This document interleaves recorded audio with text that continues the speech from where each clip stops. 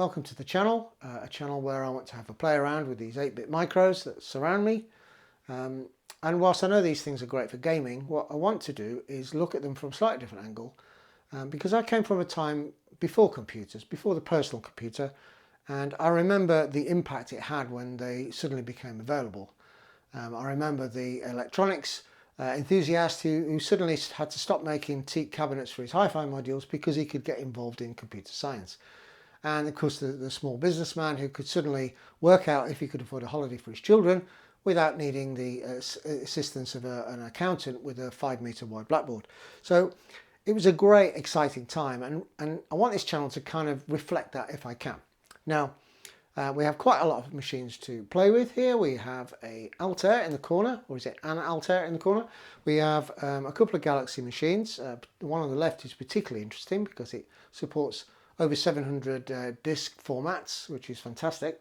And we'll do a video on that at some point.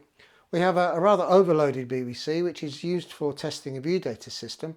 And we have probably my favourite machine, which is the Apple II, or this is an Apple II Plus. And we've got other Apple II machines as well. There's a Platinum there. There's all sorts of things in the rack which we can get out and have a play with.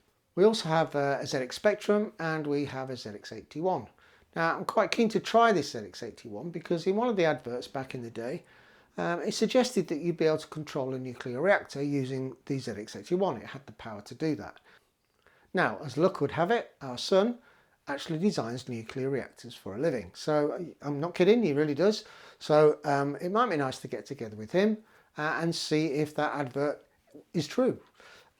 Now, I run the Telstar video text service from here, which is kind of emulates the Prestel service that was around in the mid-80s.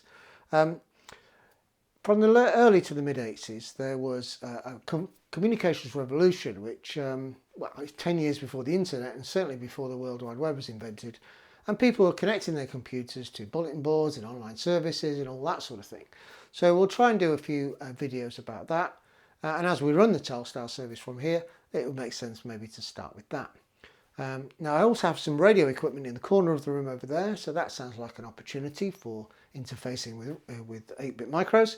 And we have several robots as well, which you can have a tinker with. Some are Lego, there's one there made of Meccano, and there's one there with the key in the back, which we probably ought to ignore.